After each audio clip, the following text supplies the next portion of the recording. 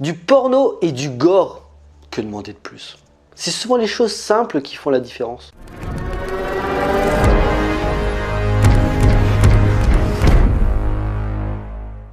Bonjour à tous, il va être question de X, réalisé par Ti West.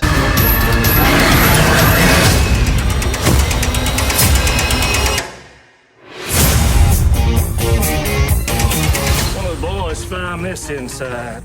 What do you think is on it? I say one goddamn fucked up horror picture. L'histoire en 1979, alors que le marché vidéo est en pleine explosion, une équipe de tournage d'un film porno décide de s'installer sur la propriété d'un couple de personnes qui ignorent le but de leur production. À la nuit tombée, le tournage va vite virer au cauchemar. Nouveau film du très talentueux Ti West, réalisateur de Cabin Fever 2, mais surtout de l'excellent The House of the Devil, X se présentait lors des premières images comme un massacre à la tronçonneuse porno, le cinéaste assumant pleinement ses influences, vu quelques temps avant tout le monde puisqu'il était présenté hors compétition au FEFS 2022, et alors que Pearl, le préquel, vient de sortir aux États-Unis, oui comme d'hab on est toujours en retard, et qu'un troisième volet est en préparation, X déboule sur les écrans pour confirmer sa réputation de bol d'air frais dans le cinéma d'horreur de plus en plus codifié. Produit par le rappeur Kid Cudi qui est également présent au casting et qui, on va pas se le cacher, a sûrement le rôle qu'on rêve tous d'avoir, à savoir jouer un acteur porno. Il n'est pas à plaindre. Ressuscitant avec générosité ce qui faisait le sel des bons vieux slashers à l'ancienne, à savoir du cul,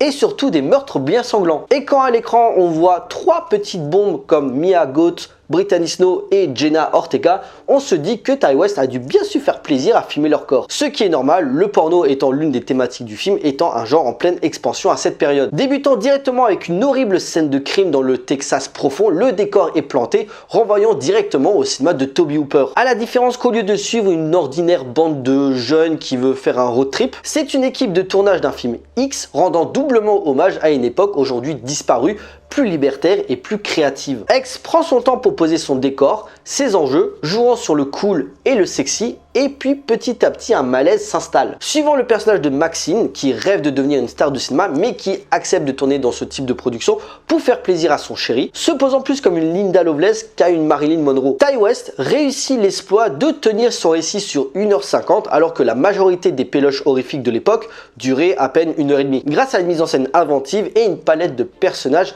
qui chacun représente un archétype bien précis qui va lui permettre de transgresser les codes préétablis. Le cinéphile qui veut faire un porno autoriste, l'acteur black qui se tape des blanches, ou encore la petite jeunette qui veut passer devant la caméra, etc. etc. Un sens de la provoque dans le pur film de redneck qui se respecte. Ce qui est accentué par une menace très difficile à accepter aux premiers abords. Ce vieux couple, certes bizarre, on a tous eu cette mamie qui des fois par moments regarde dans le vide, ou encore ce papy raciste qui te sort des blagues qui aujourd'hui ferait exploser la twittosphère, mais jamais on ne les penserait dangereux. D'ailleurs, si toi aussi tu as été mal à l'aise quand tu as vu des vieux tout nus dans Midsommar, X va carrément plus loin puisque tu les vois en train de baiser. Et ça fait mal aux yeux. Même si la scène fait sens par rapport à la femme tueuse Pearl, assumant sa frustration sexuelle, mais qui essaye de raviver la libido de son mari, qui par ses problèmes cardiaques ne peut pleinement la satisfaire. C'est l'abstinence qui tue, pas l'envie de sexe. Si la citation à Texas Chainsaw est évidente, ce n'est pas forcément la seule référence au cinéma de Tobe Hooper. La menace animale renvoie également au crocodile de la mort et voire Texas Chainsaw par son humour noir presque parodique et très porté sur le cul. Je me souviens d'un moment où Leatherface était en train de poursuivre sa victime et je sais plus, il est bloqué, il peut pas la tuer et du coup il fait comme ça, tu vois, avec les gestes, avec sa tronçonneuse dans son entrejambe. C'était tellement malaisant. Une réalisation impressionnante, digérant parfaitement ses influences, même si, certes, la tension est inexistante. Mais il faut pas oublier que, à la base, le slasher, à quelques exceptions près, ne faisait pas très peur. Il y a eu une pléthore de ces films suite au succès de Halloween, mais les gars, on va pas se le cacher.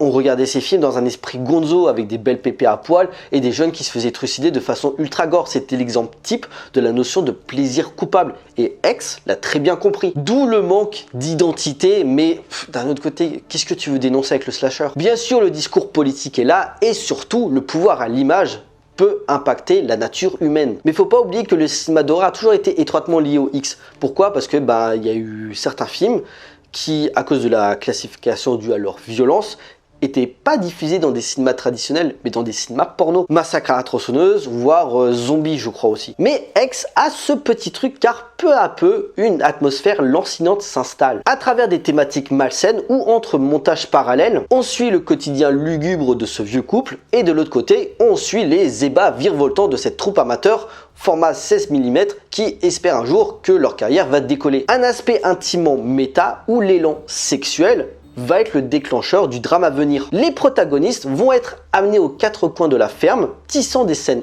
ultra dérangeantes jusqu'à leur mort imminente. Une horreur texane où s'imprègne le bis italien qui, pareil à cette période, exploiter les gros succès du moment. De Mario Bava à Lucio Fulci en passant par Joe D'Amato, les nostalgiques se feront plaisir. Le rapport entre Pearl et Maxine, déjà le fait que Mia Goth interprète les deux personnages, sonne comme une certaine fusion, chacune étant le double de l'autre à des décennies d'intervalle, et dont le deuxième, Pearl, sera un préquel qui sera centré sur la jeunesse de cette vieille femme. X casse aussi le tabou que les féministes auront du mal à accepter. L'envie des femmes sur le sexe et l'envie de baiser qui, contrairement aux hommes, assumons pleinement nos pulsions hormonales, prennent la peine de le cacher ou d'éviter d'en parler tout simplement. Un film qui dénonce cette idée et qui démontre que les femmes aussi des fois sont des petites coquines qui n'hésitent pas à en jouer. En résulte le premier volet d'une trilogie très intéressante, prenant le meilleur du cinéma genre Made in 70s, tout en y apportant une touche auteuriste bienvenue. Cela confirme mes dires, après Ari Aster et Jordan Peele, maintenant il va falloir compter sur Ti West. En conclusion, X est bien la proposition horrifique que l'on attendait, à la fois drôle,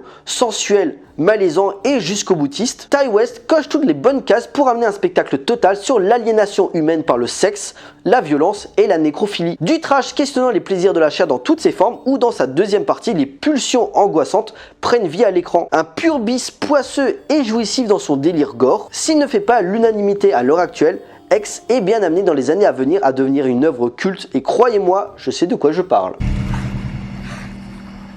Bitch.